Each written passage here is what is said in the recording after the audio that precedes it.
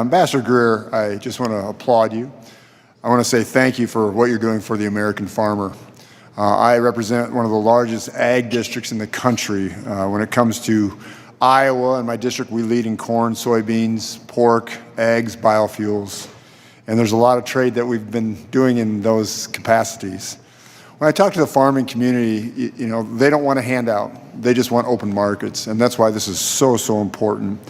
I want to just talk a little bit about the pork producers. They're facing anti-dumping and countervailing duties cases that are more political in nature than purely economic. You've just come back from Mexico, where a lot of these issues are somewhat prevalent. Can you talk about what your office is doing to ensure U.S. pork producers are not caught up in the crossfire of retaliation? Yes, as you mentioned, I just came back from Mexico. I raised this specific issue. My sense is and again, there has been no retaliation thus far, which is very important to note. And I don't think we can have a deal with Mexico if we have retaliatory issues like that. I think the Mexicans understand that too. Yeah, well, thank you. And then our soybean producers, China is so important, and they are steadily purchasing their commitments, and I'm so grateful for that also. How do the U.S.-China Board of Trade that's being set up and developing, how do you think the more permanent Board of Trade will help and ensure China sticks to the purchasing agreement and provides better access for our U.S. producers? How do you see that playing out? Well, remember, the Chinese economy is a command economy. They have something that passes as a private sector, but it's really beholden to the government and the party. In the U.S., we try to have as much of a free market economy, capitalist economy as we can. And so those economies don't fit together very well. So the Board of Trade is a mechanism, a government-to-government mechanism, where we can engage on terms that are mutually acceptable with the Chinese. If they're going to have a managed economy, then they can manage importing from the U.S. Yes. We can identify those goods that we really think are important for us to sell to them, and we can identify goods that we're willing to buy from them as well, mostly in non-sensitive sectors. There's a lot of non-sensitive, mutually beneficial trade we can do with the Chinese, but it has to have some predictability to it. Well, I'd love to open more markets there and continue to see them buy our goods.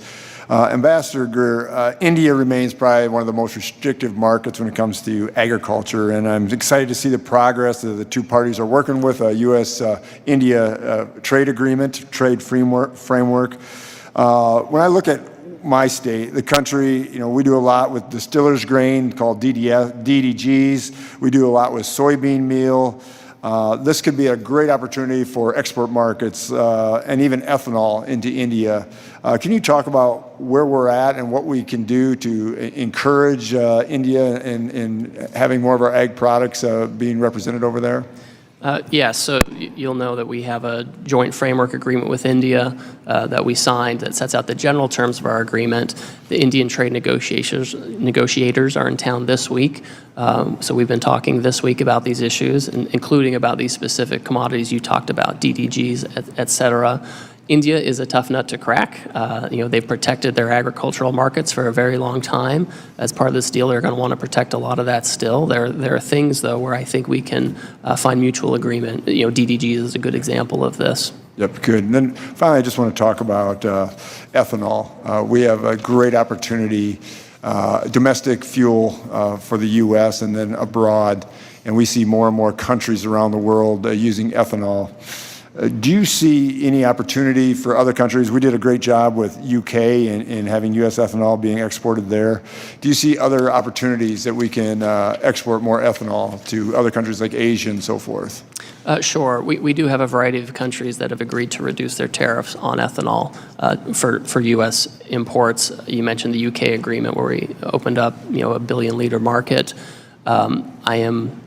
We're talking to the Brazilians about this as well. The trade relationship is a little more fraught right now, but we're talking to them about ethanol. I think there are things we can do mutually with the Brazilians to reopen that market. Yep. So there's a lot going on, a lot we've achieved, but there's more to do. Yep. Well, Ambassador Greer, thank you for answering my questions, and thank you for all that you're doing for the ag industry, and I continue to look at creating new markets for our farmers. Thank you so much.